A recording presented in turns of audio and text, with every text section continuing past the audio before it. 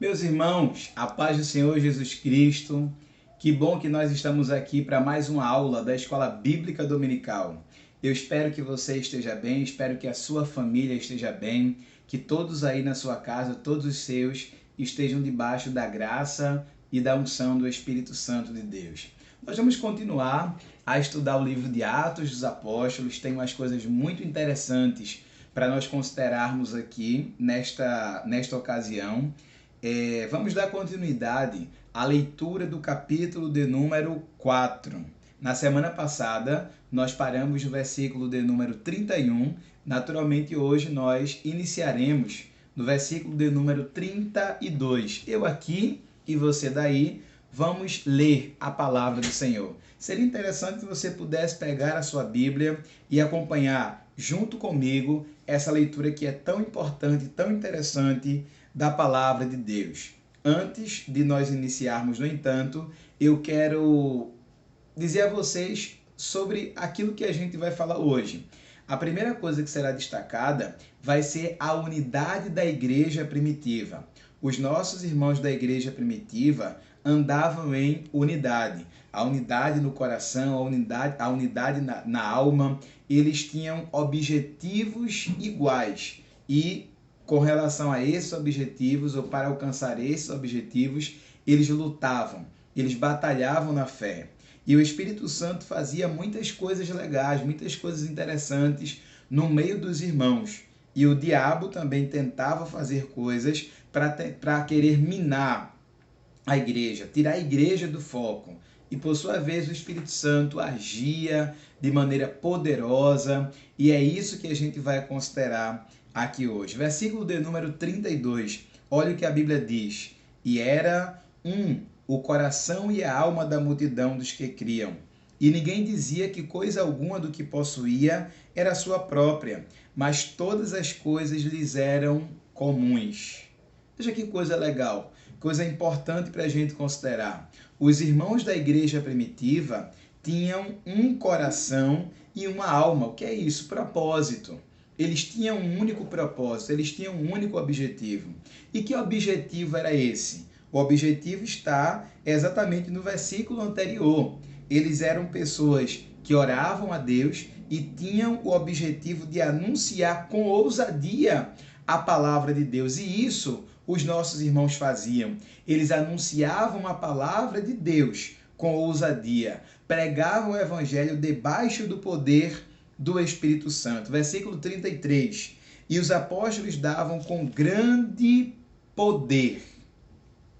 Grande poder aqui no original é mega dunamis, ou seja, não é só poder, é grande poder. É uma grande autoridade, davam grande autoridade, com grande poder, testemunham da ressurreição do Senhor Jesus Cristo, e em todos eles havia abundante graça. E como não havia abundante graça? Quando a gente olha alguns versículos anteriores nesse capítulo, mais especificamente a partir do versículo 24, esses irmãos eram pessoas de oração e, tendo eles orado, no versículo 31 diz, moveu-se o lugar em que eles estavam reunidos. Ou seja, era muita oração e, claro, por causa disso, eles estavam em abundante graça. Está dito aqui no versículo 34, não havia, pois, entre eles necessitado algum, porque todos os que possuem herdades ou casas, vendendo-as, traziam preço do que fora vendido e o depositavam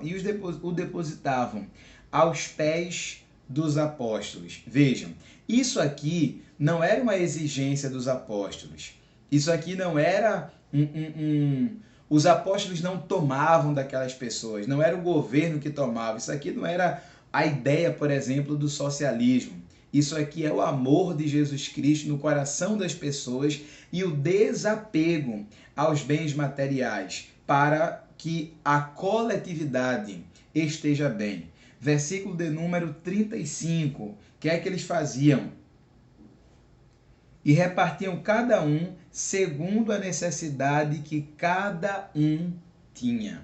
Com certeza, esse repartir as coisas segundo a necessidade de cada um, está ligado àquilo que está escrito no versículo 11 do capítulo 1. Lembra quando Jesus foi assunto aos céus? O que foi que aconteceu? 2 anjos apareceram e disseram assim: varões galileus, vocês estão olhando para cima por quê? Porque esse Jesus que vocês viram subir vai voltar. Ele vai voltar, ou seja, ele vai cumprir a promessa que ele fez de que vocês não ficariam aqui, de que ele levaria vocês para estar com ele. Ou seja, as pessoas acreditavam naquela época na volta iminente, na volta quase que imediata de Cristo. Então, por causa dessa lucidez que aqueles homens da igreja primitiva tinham, de que Jesus poderia vir a qualquer momento, e esse sentimento nós também devemos ter, né? Eles eram desapegados às coisas materiais, em detrimento, claro, da necessidade que tinham de ajudar a todos os que precisavam. Isso era uma coisa maravilhosa dentro da igreja primitiva. Olha o que aconteceu, um exemplo de cristão nessa igreja. Então, versículo 36, José, cognominado pelos apóstolos Barnabé, que traduzido é filho da consolação, ou seja, filho do Espírito Santo, levita natural de Chipre. Que foi que esse José fez? Ele possuía uma herdade, vendeu-a e trouxe o preço e o depositou aos pés dos apóstolos. E duas pessoas, um casal, Ananias e Safira, vendo essa ação de José e a maneira como os irmãos haviam se alegrado por aquilo que ele havia trazido para ofertar na igreja primitiva, o que foi que aconteceu? Eles organizaram-se, combinaram entre si, vamos fazer a mesma coisa, porque aí nós vamos ficar bem vistos pela comunidade. Nós vamos ser elogiados pela comunidade cristã, pela nossa comunidade. Então, eles fizeram o seguinte, versículo de número 1 do capítulo 5. Mas um certo varão chamado Ananias, com Safira, sua mulher, vendeu uma propriedade e reteve o preço, sabendo também sua mulher. E levando uma parte, a depositou aos pés dos apóstolos. Disse assim, olhe, vendi minha propriedade, como José fez, né? Vendi minha propriedade, está aqui o valor dela. Só que, na verdade, o valor que havia sido entregue ou depositado aos pés dos apóstolos não era o valor total da propriedade. Veja que era mentira. O grande problema aqui do Ananias, e que também era um problema da sua esposa, era que eles tinham certa avareza. Mas mesmo com esse sentimento de avareza, não é? Mesmo com esse sentimento de amor pelo dinheiro, eles queriam ser bem vistos pela comunidade. Então, para não perder tudo, não é? Para não perder tudo, para não dar tudo, eles levaram apenas uma parte. Qual o problema de levar uma parte? Nenhum problema. Qual o problema de não vender a propriedade e levar para os pés dos apóstolos? Não me parece que há um problema significativo aqui. Agora, qual é o grande problema? O grande problema foi a intenção que eles tinham no coração ao doar. A intenção que eles tinham no coração era de alcançar prestígio social. A motivação não era o amor, como, por exemplo, a motivação do José. Eles não eram motivados pelo amor. E aí, olha que coisa pesada que aconteceu na sequência. Versículo 3. Disse então Pedro, Ananias, por que encheu Satanás o teu coração para que mentisses ao Espírito Santo? Veja, Pedro não está dizendo, você mentiu a mim. Pedro não está dizendo, você mentiu só a você, para você mesmo. Você mentiu ao Espírito Santo. E ele continua. E retivesses parte do preço da herdade. Por que é que você fez isso, Ananias? Guardando, versículo 4, guardando-a, não ficava para ti? Era uma opção que você tinha. E vendendo, não estava em teu poder. Ou seja, se você tivesse vendido, o dinheiro não estava na sua mão, não era seu. Por que formaste este desígnio em teu coração? Por que foi que você resolveu mentir?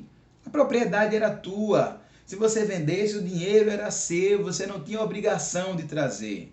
Mas por que foi que esse desígnio de mentir, de ser farsante, entrou no teu coração? Você não mentiu aos homens, mas você mentiu a Deus. Aqui é interessante porque a gente precisa perceber que todo pecado que o ser humano comete, em primeira instância, é um pecado contra Deus. Inclusive a mentira. A mentira é algo que nos afasta da presença de Deus. Pode ser que você, bom, certamente você em algum momento já mentiu, mas uma coisa é em determinado momento mentir, outra coisa é ser filho do diabo no sentido de viver na prática da mentira. Lembrando aquilo que está escrito em João, no capítulo 8, versículo 44, não é? Em João, no capítulo 8, versículo 44, vamos observar aqui a leitura. Vós tendes por pai o diabo e quereis satisfazer o desejo do vosso pai. Ele foi homicida desde o princípio e não se firmou na verdade, porque não há verdade nele. Quando ele profere mentira, fala do que lhe é próprio, do que lhe é peculiar, porque é mentiroso e pai da mentira.